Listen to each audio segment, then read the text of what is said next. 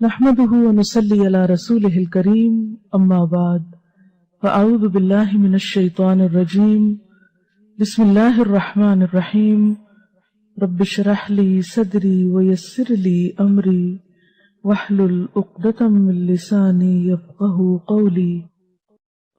صحبت اور غسل جنابت۔ صحابہ کرام رضی اللہ عنہم کے درمیان غسل جنابت کا ایک مسئلہ زیر بحث آیا۔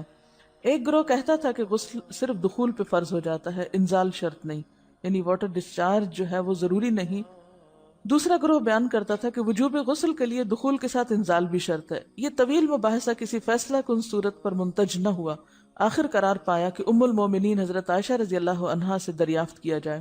حضرت عائشہ نے کہا کہ رسول اللہ صلی اللہ علیہ وسلم نے فرمایا، اذا جلس بین شعبها الاربع ومس الختان الختان فقد وجب الغسل۔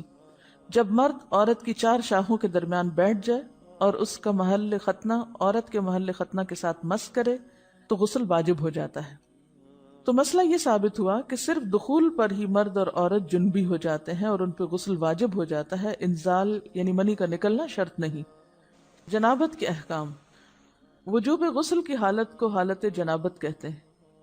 وجوب غسل یعنی جب غسل واجب ہو جاتا ہے تو اس حالت کو جنابت کہتے ہیں۔ جنابت کا لفظ جم سے، جم پہلو کو کہتے ہیں نہیں بچنا۔ حالت کو جنابت کہتے ہیں۔ جنابت کا لفظ جم سے، جم پہلو کو کہتے ہیں نہیں بچنا۔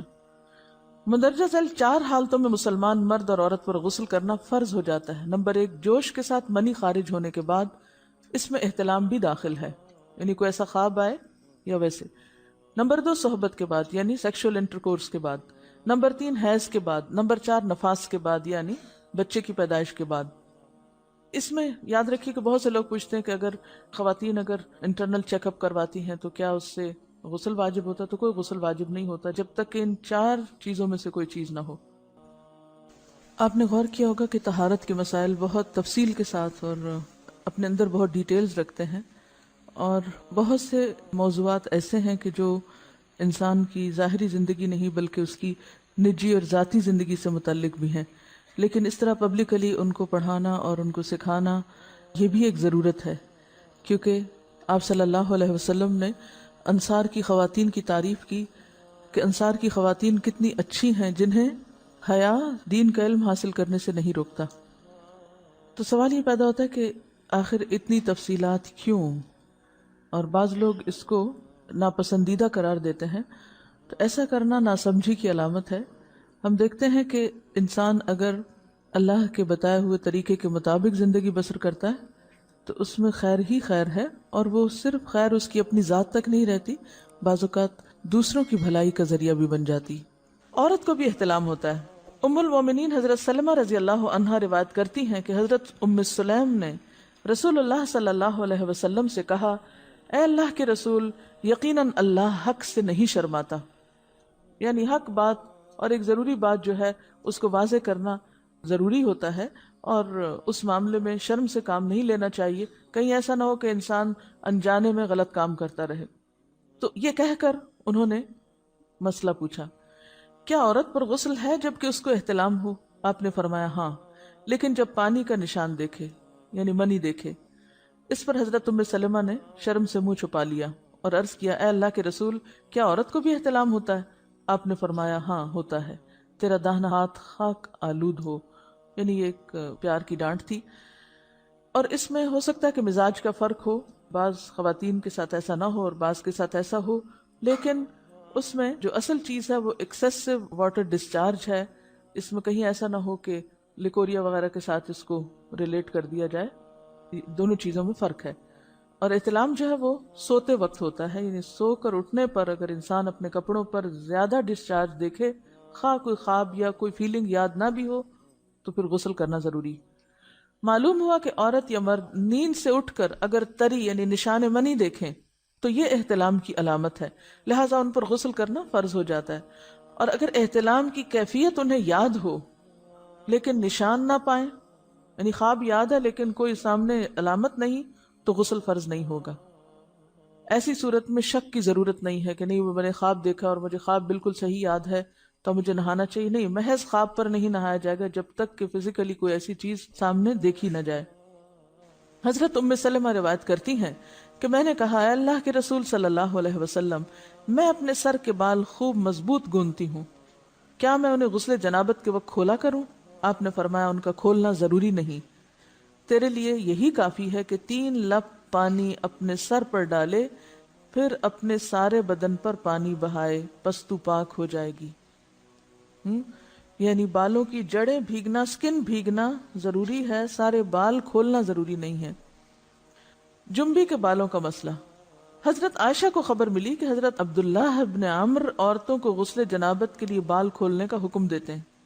فرمانے لگی، ابن عمرو پر تعجب ہے، انہوں نے عورتوں کو تکلیف میں ڈال دیا، وہ انہیں سر منڈوانے کا حکم کیوں نہیں دے دیتے؟ یہ حضرت عائشہ کی ڈانٹ تھی، یعنی وہ یہ تو کہنے کہ عورتیں بال کھول کھول کے نہائیں، تو وہ پھر سیدھا یہی کہیں کہ عورتیں بال منڈوا لیں۔ میں اور رسول اللہ صلی اللہ علیہ وسلم ایک ہی برتن میں غسل کرتے، اور میں اپنے بال کھولے بغیر سر پر 3 چلو سے زیادہ پانی نہیں ڈالتی تھی۔ معلوم ہوا کہ غسل جنابت کے لیے بال کھولنے کی ضرورت نہیں، مگر یہ حکم صرف غسل جنابت کا ہے، غسل حیض کے لیے بالوں کا کھولنا ضروری ہے، کیونکہ وہ مہینے میں ایک دفعہ ہے۔ حضرت عائشہ سے روایت ہے کہ انہیں رسول اللہ صلی اللہ علیہ وسلم نے غسل حیض کے لیے فرمایا، اپنے بال کھولو اور غسل کرو۔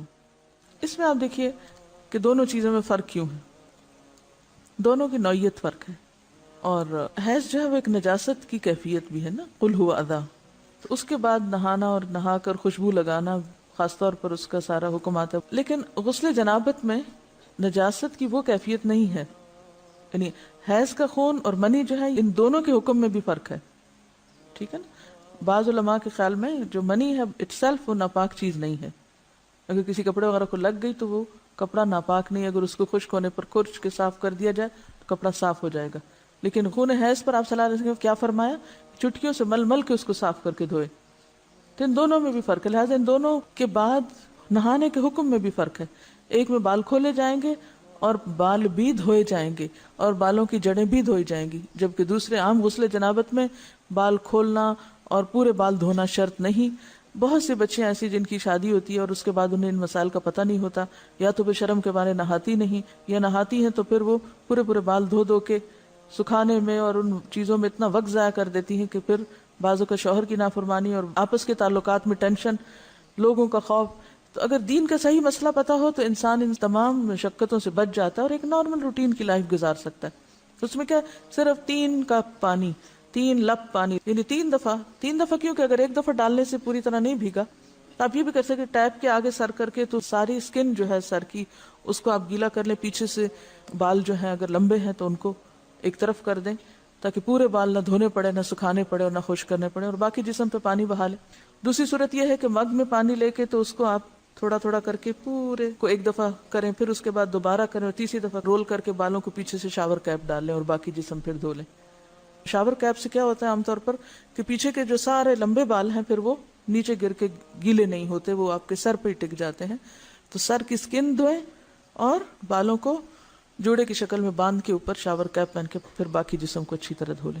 تو اس میں آپ دیکھیں کہ جب بالکل سر کے سکن کا حصہ ہی تر ہوگا، اور یہ 3 دفعہ کرنا ہوگا، ایک دفعہ سے نہیں کام چلے کہ 3 دفعہ کرنا، تاکہ کوئی بھی بال برابر جگہ سکن کی خشک نہ رہ جائے۔ تو اس سے کیا ہوگا کہ جتنا کم بال گیلے ہوں گے اتنے کم دیر میں ان کو خشک بھی کیا جا سکتا ہے۔